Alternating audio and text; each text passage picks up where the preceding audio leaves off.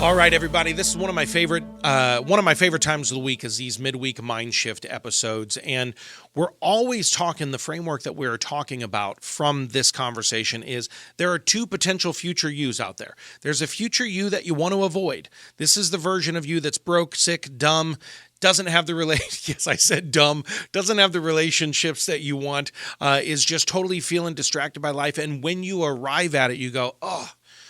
Life just didn't work out the way I had hoped. A lot of people end up at the end of their lives with a lot of regret. And we don't want you to end up that way because there's a different future. There's a future you out here that is someone that when you think about your future, it excites you. It ignites up your imagination and you go, that's who I want to be. Spiritually, physically, relationally, emotionally, professionally, mentally, right? Socially, all the things that we want to be over here. Financially healthy, physically healthy, all the stuff. And so when we think about our future, we go, yes, that's a version that at the end of our lives, we can look back. I know a guy that calls this the deathbed exercise. Think about being on your deathbed and how you want to reflect on the end of your life. And you go, yeah, it was worth it. I actually was the father I wanted to be, the husband I wanted to be, the parent, the spouse, the sibling, the whatever it is, right? I was actually the business owner I wanted to be. I impacted lives the way I wanted to impact. I got to be the grandpa that I wanted to be, and I was the one that was active and rolling around on the floor with the grandkids and wrestling with them at 80 years old, right? There's that version of us out there, and we can totally set our trajectory toward that. From our present position, we're heading in one of two trajectories, and our present decisions and our present actions are going to put us in either of those directions. What we do here at the MindSHIFT episode, and you've heard me say this 10 dozen times, but what we do at the MindSHIFT episode is we actually say, this version of me, this future me that I want to embrace, this future me I want to become, what would happen if I started to figure out how does that person think?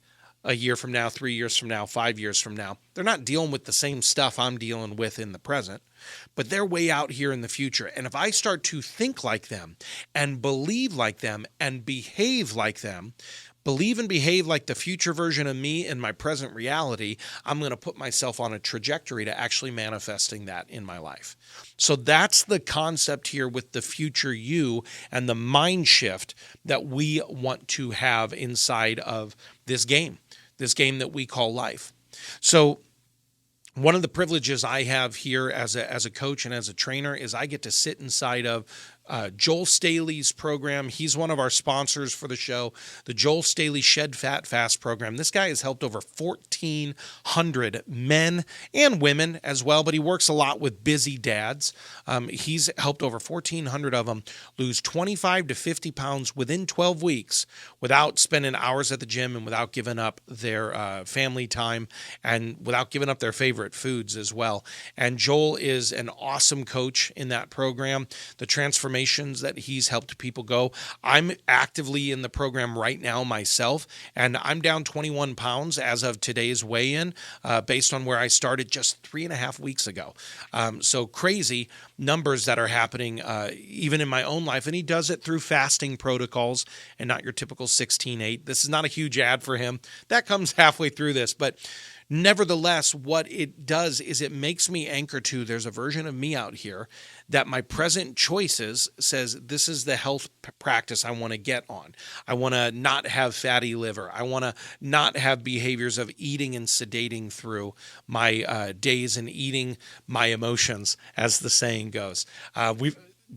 I know some of you are listening to this while your hands are at 10 and 2, but raise a hand if you've ever eaten from a place of emotions, because I have. So today's topic, this mind shift, is a special one because we're talking specifically about mindful eating tips really around the holidays. This episode's going to air around the holidays. So there are things that you can do that really make the holidays more special. And one of the biggest mistakes that we can make, and what I'm going to do here for the next couple of minutes is I'm going to unpack a few just overarching themes that you can think about for mindful or mind shift eating habits for the holidays. And then after our ad break, then what we'll do is we'll actually get some really practical tips, just some like quick hits for you. But one of the biggest mistakes people can make is they make the holidays about food and not about the people they're sharing it with. And I think one of the biggest shifts that we can have is this should be about relationships. So what you'll always hear me say is, can you plan a family event around more than just food?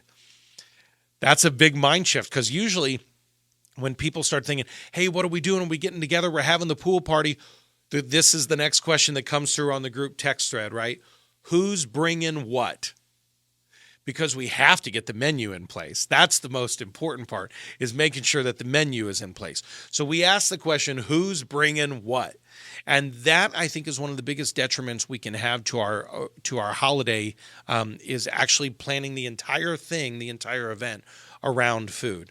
So this year, as you're planning out your holidays, what might be some other things that you guys can think of? Maybe over the summer you do a whole series of summer games. It's a cornhole tournament, right? It's a bag toss. What's that game called where you've got the rings and it's like 2 golf balls on a rope? Forgetting the name of it. Or badminton, or maybe you're part of a pickleball group. Or maybe like one of the things we love to do at around Thanksgiving time, when we go up, my wife's side of the family, we go up to Quincy, Illinois, and we spend time.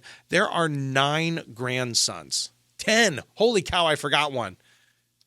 One of mine. Let's say it was one of mine and not one of my nephews. There are 10 grandsons on that side of the family. Guess what we do? Flag football.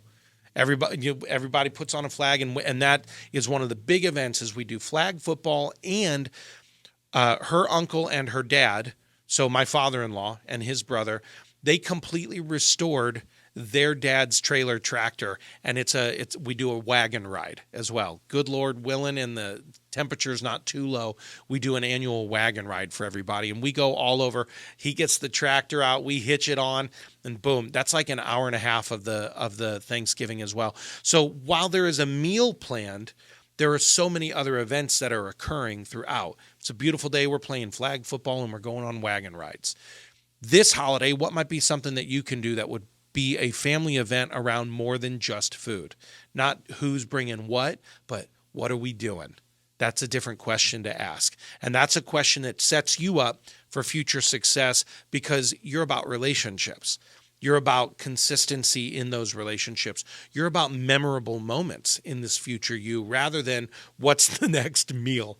So that's one concept, is you plan it around more than just food. Another big concept too is holidays are actually a time to reflect. Memorial Day here in the United States, we reflect on those who gave the ultimate sacrifice, their lives, the men and women of our armed forces, and we memorialize them. Around the 4th of July here in the States, we have a lot of holidays, it seems, around our national pride. Around the 4th of July, Thanksgiving, I mentioned, that's a U.S. national holiday as well. But that's where we give thanks to God for making it through the first winter in the colonies way back in the day. But the 4th of July is the day we celebrate Independence Day, right? There are just different ways that we celebrate Christmas, Easter, Hanukkah, whether you celebrate the Feast of Tabernacles, the Feast of Shabbat, religious holidays, right? But there's always something that can be remembered in each of those holidays. So taking the time to actually reflect on not only the purpose of the holiday, but also taking the time to reflect on where your food came from in the first place. Again, this is Mind Shift eating tips. So let's talk about, even when you sit down at the table, what's a good mind shift you can have if you reflect and express gratitude. I'm grateful for the farmers who did this. I'm grateful for the truck drivers who took it to the store. I'm grateful for the people who, the grocery store workers, right, who set it out and made it. I'm grateful for the hands that prepared it. So an attitude of gratitude through the entire food line is another way that you don't just simply scarf down. You don't go, man, that's really good barbecue. I'm so glad we had this barbecue. No, it's actually, grateful for the pig. Grateful for the farmers, grateful for the truck drivers, grateful for the grocery store workers. Boom, boom, boom. And when I do that, I take time to reflect on the holiday. I take time to reflect on how it went from farm to table. And that just puts me in a different place, mentally and emotionally. And another thing, you should have good conversations around here, but one of the biggest issues we can have are these little distractions. or we can eat in front of a TV, or we can eat, with phones on or music's on or a podcast on or anything like that. How can you in this holiday maybe remove the distractions? When it's time to sit and dine with the people you love, that might be a thing. Cut out the distractions, right? We want to be prepared for the hard moments because there might be a relationship with a friend or a family member that's really not easy to do. But if we're mindful of that ahead of time and we're like, Uncle Joe's always going to bring up politics again, or Aunt Sarah, she's always going to talk about what's going wrong in her body and her health. And boy, that really triggers me every time. If we know that ahead of time, we can plan for those hard moments. We can cut out all of that emotional energy distraction, and we can just be present. And we can actually be in the frequency of, I love these people, because we've already gotten the attitude of gratitude. All right. So number one, we want to plan for events that are around more than just food. Number two, we actually want to take the time to reflect, both in gratitude of the reason we're celebrating during the holiday and how our food got to where it is. And then number three, we want to cut out the distractions. We want to be energetically and emotionally available to the people who are there with us. And then number four, it's what happens in here in our brain. We actually want to give ourselves some space to enjoy. Quit the negative talk. Quit focusing on where you're failing.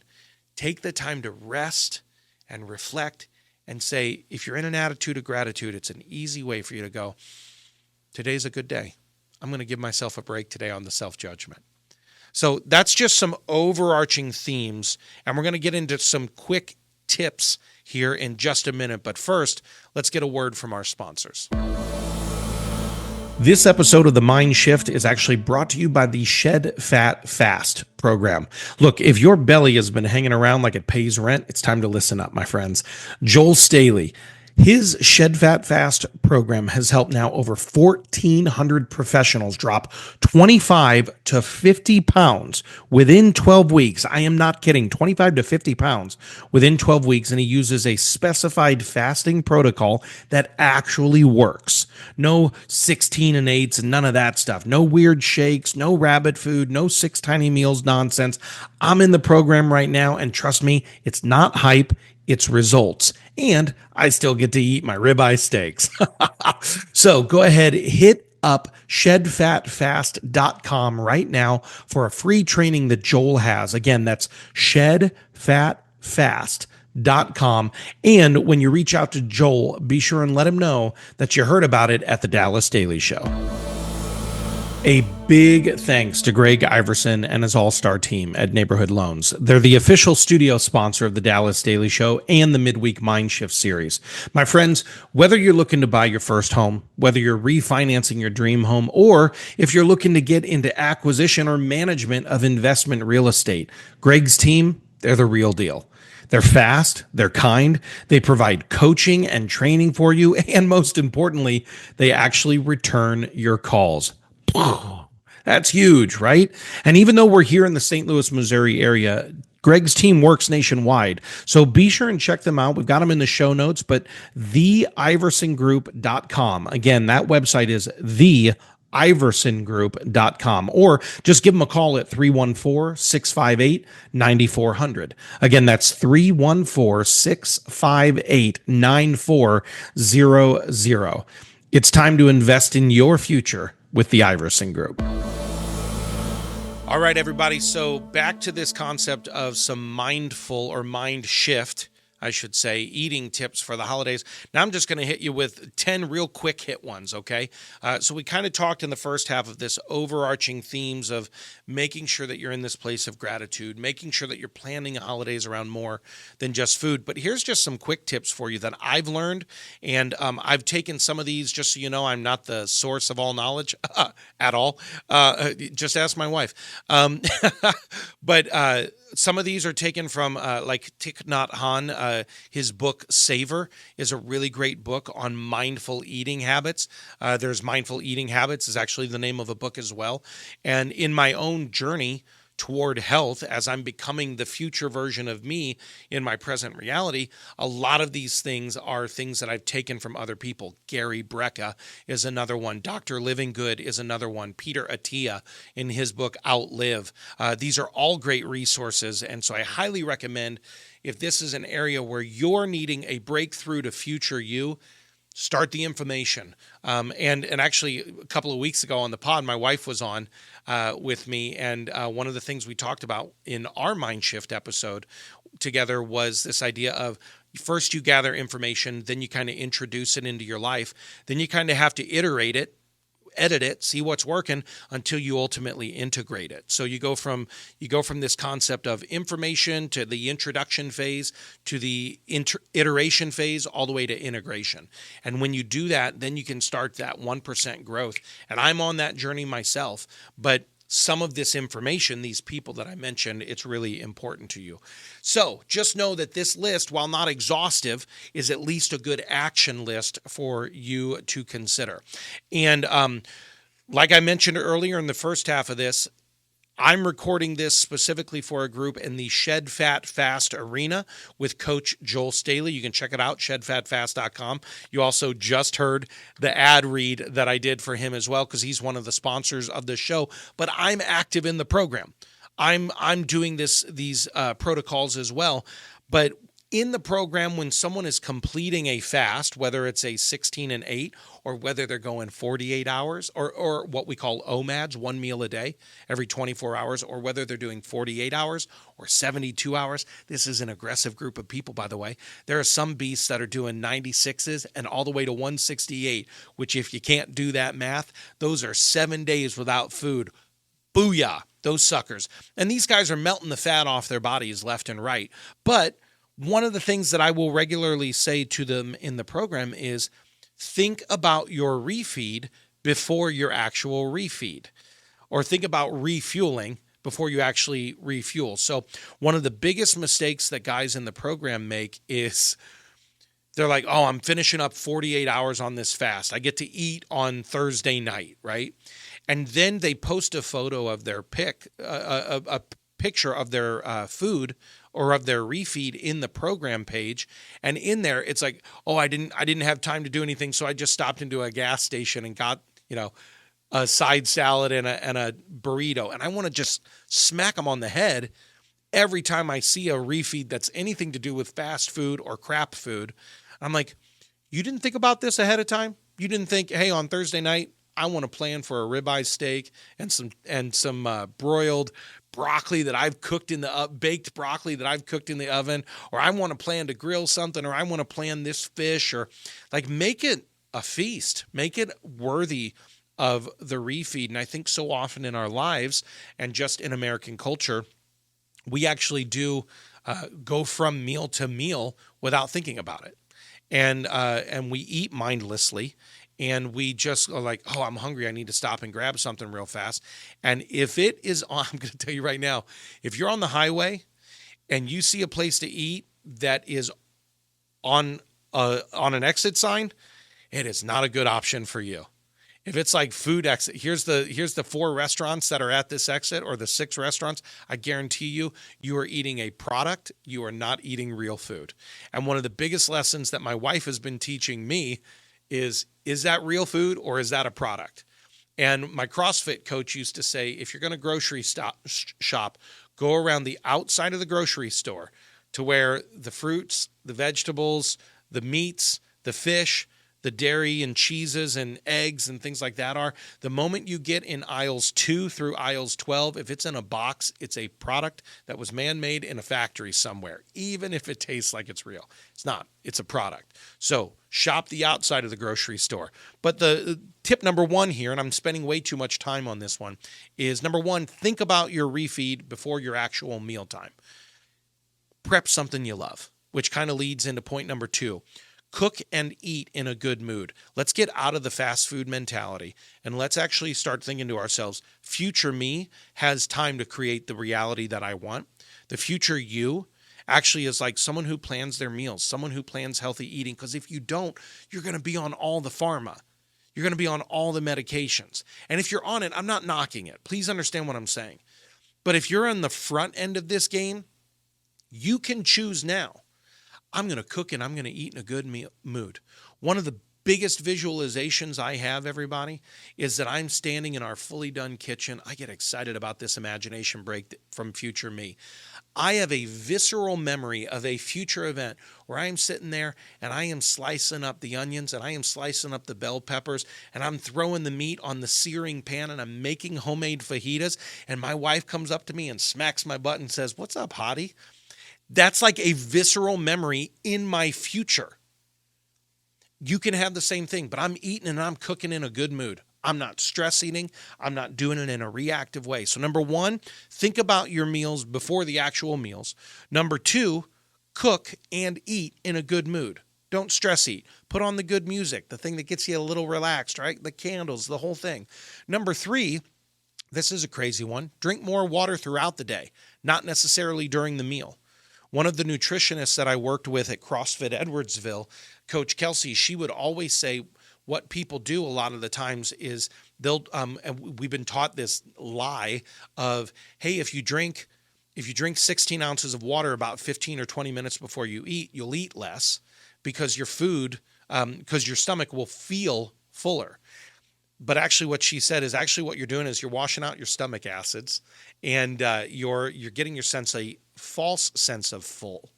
And what you're doing is in that washing out of the stomach acids, you're not allowing your body to digest properly. So her remedy was drink more throughout the day so that you're well hydrated. That way you can just sip during the meal if you absolutely need to. Another thing that can prepare your stomach beforehand, and we found this when I did the liver detox and liver reset and gallbladder, like I did this whole detox about, 2 months ago. When we went through that process, one of the things was to do about 6 ounces of water with a tablespoon of red apple cider vinegar about 10 to 15 minutes before you ate, because that apple cider vinegar activated the stuff in your stomach. So number one, think about your refeeds before your actual refeed or before the meal. Number two, cook in a good mood. Number three, drink more water throughout the day, not necessarily at the meal. Number four, take smaller and slower bites. Chew more. All right, smaller bites, slower bites. And number four kind of leans into number five here, and I'm going to teach you a practical tip that I learned from that book, Savor, that I mentioned. Number five, if you set your fork down between every bite, you will eat more slowly. It is a scientific fact that if you're cutting and you take a bite and you mentally tell yourself, set the fork down, or if you're using something like chopsticks or whatever, right, or a spoon, you set it down between every bite, you actually naturally slow the pace and you chew more, get it smaller. And what you're doing is the more you chew, that your jaw, that motion, mastication, right, the masticating there, it actually is doing a chemical release in your brain that says, hey, we're being fed. You don't have to scarf. So there's a really weird neuroscience thing that occurs with that, which is really cool. So number four is take smaller bites, chew more. Number five is set your fork down between every bite. Number six is actually this idea is you're going to savor every level of the food. So we typically only savor the taste. What we actually want to do is we want to savor the smell. We take it in. Again, this is from that Savor book. When we're cooking, we're actually savoring the sounds. So me with those fajitas, psst, as I'm hearing that sizzle, I'm actually feeding my ears.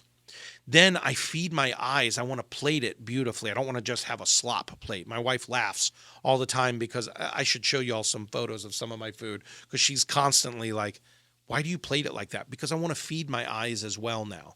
So I'm feeding my eyes, I'm feeding my ears, I'm feeding my nose. I'm feeding as many senses as I can before I ever feed my tongue.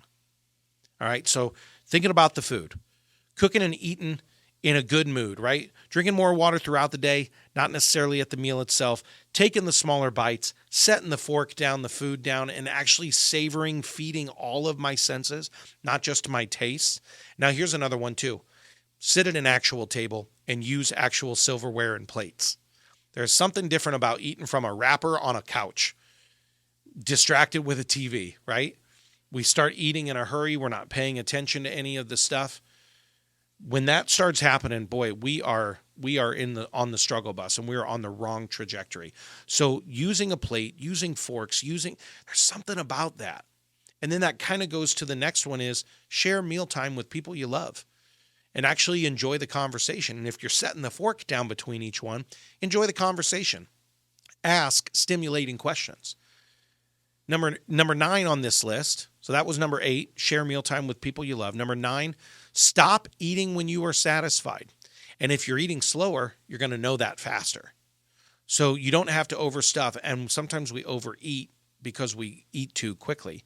But if we're slower, we can actually leave something on the plate maybe. We don't have to have that Depression-era mindset of, you better clean your plate. I better see that thing spick and span that we were all taught, right? That's number 9. And the 10th one afterward is if you can, do something lightly active afterward. Go for a walk. Take in a sunset. Hold the hand of the person you love most and just say, can we walk for 10 minutes? It doesn't have to be at a pace. It doesn't have to be at a clip. You're not getting your heart rate up. You're simply signaling your body, I don't need, see, we get all this dopamine from food, but what usually happens is we come down, and the reason people get tired and sleepy and sluggish is because there's a cortisol spike as your body starts to digest. You can actually eliminate a big part of that cortisol spike if you do something like go for a walk, because then you're building positive endorphins that keep the dopamine high and the cortisol low if you do something mildly active afterward. So those are 10 quick tips that took me 12 and a half minutes. One day I'll get these shorter for you all, but that's the idea, everybody. Choose which tip you're going to integrate or introduce, I should say, into your life. And we might even make this a download on the podcast page or in the podcast notes that you can get these 10 quick eating tips for you as well. So thank you everybody for joining me. That's today's Mind Shift. Remember, you are headed toward a future you that you ultimately want to be. And if you want to join the Future You 5-day program, that's futureyou5day.com, and you can take that 5-day challenge. But that's all I got for you today, my friends. Go out there and have a championship day. Thanks for listening to my dad's podcast. For more tools, go to DallasDailyShow.com. Be sure to like, subscribe, and share. Thank you.